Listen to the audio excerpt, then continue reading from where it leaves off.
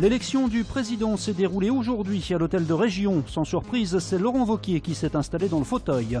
50e anniversaire de la catastrophe de Feyzin avec des cérémonies aujourd'hui au cimetière de Loyasse et devant la stèle près de la raffinerie. Enfin, la large victoire hier de l'OL en Coupe de France à Limoges.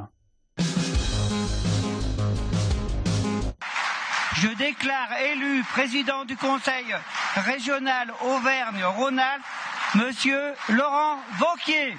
Sans surprise, Laurent Wauquiez a été élu cet après-midi président de la nouvelle région Auvergne-Rhône-Alpes. Le candidat de la droite et du centre a obtenu 113 voix sur 204 possibles. Dans son discours d'installation, le député maire du Puy-en-Velay a eu bien du mal à cacher son émotion. Rares sont les moments dans une vie où l'on peut participer à la création de quelque chose de nouveau, où l'on peut tout revoir avec un œil neuf. Sortir des sentiers battus. Face à lui, 4 autres candidats, dont 3 à gauche. Jean-Charles Collas pour les écologistes a obtenu 8 voix, Cécile Cukierman pour les communistes 7 et Jean-François Debat pour le PS et PRG a recueilli 42 voix. Ce que nous avons proposé dans la campagne, nous continuerons à le défendre ici. Nous serons également attentifs et constructifs sur certaines propositions. Nous acceptons qu'il y ait des évolutions dans les politiques régionales, à condition qu'on en parle, mais nous serons vigilants sur les conséquences de certaines promesses inconsidérées. Avec 57 élus, la gauche se retrouve donc pour la première fois depuis 11 ans dans l'opposition. Quant au président sortant, Jean-Jacques Ayragne, il a décidé de redevenir simple conseiller régional. J'aurais été candidat s'il y avait eu une seule candidature à gauche. Je ne voulais pas entériner la division de la gauche. C'est dommage, c'est un mauvais message lancé aux électeurs. Quand on a été unis au deuxième tour, on n'a pas le droit de se diviser. Également candidat, Christophe Boudot pour le Front National, il a recueilli 34 voix. Si des dossiers sont propices à l'intérêt général, nous les voterons. Si ce n'est pas le cas, nous voterons le cas inverse.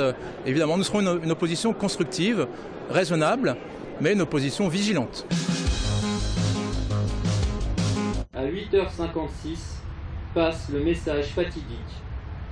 Énorme explosion. De nombreux morts et blessés. Envoyer sur les lieux toutes les ambulances disponibles. C'était il y a tout juste 50 ans. La catastrophe de Feyzin faisait 18 morts, dont 11 pompiers et plus de 90 blessés. L'un des plus importants accidents industriels de l'après-guerre en France. Le 4 janvier 66, au moment d'une vidange d'une sphère de propane, il y a une fuite massive, puis une inflammation, et puis ensuite un embrasement généralisé, et ensuite les cuves qui explosent. Parmi les nombreux pompiers blessés à Feyzin, certains étaient engagés pour la première fois. Le problème, c'est que nous, on sortait de l'instruction de 6 mois à Villeurbanne. Et on avait pris la garde la veille à 8h du matin pour une sortie. Et le lendemain matin, vers 7h15, une sortie. Ah bah chic, on dit un feu. Tout content de baptiser. Et quand on est monté dans le fourgon, les collègues des anciens disaient « Ouh, la raffinerie, qu'est-ce qui nous attend ?» La coordination des secours s'avéra difficile, Feyzin n'étant pas à l'époque situé dans le Rhône. Feyzin était dans l'Isère. Et à partir de ce moment-là, le Premier ministre a déposé un projet de loi pour décider de la mise en place de 4 communautés urbaines obligatoires. Lyon, Lille, Strasbourg, Bordeaux.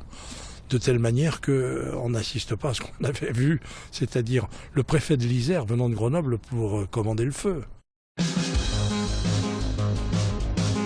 Un demi-siècle plus tard, plusieurs textes de loi ont renforcé la sécurité des sites Seveso, notamment avec les plans de prévention des risques industriels sur une commune comme Feyzin. Nous avons par exemple un standard automatique d'appel qui permet d'appeler simultanément des milliers de numéros de téléphone de la population.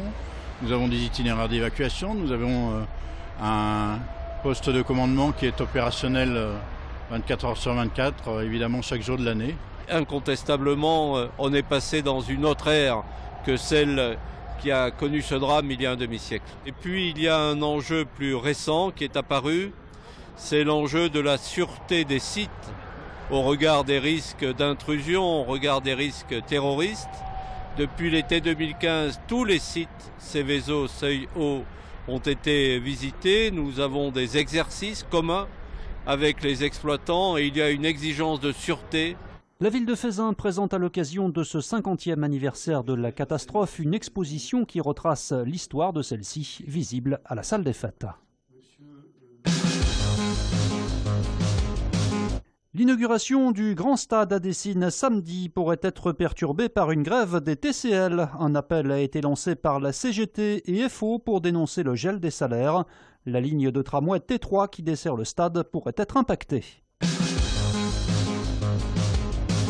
Première sortie de l'année réussie pour l'OL. Après un mois de décembre chaotique, les Lyonnais se sont facilement qualifiés hier pour les 16e de finale de la Coupe de France, 7-0 sur le terrain de Limoges. Les pensionnaires de CFA2 n'ont pas inquiété une équipe type de l'OL qui a plié le match dès le début de rencontre.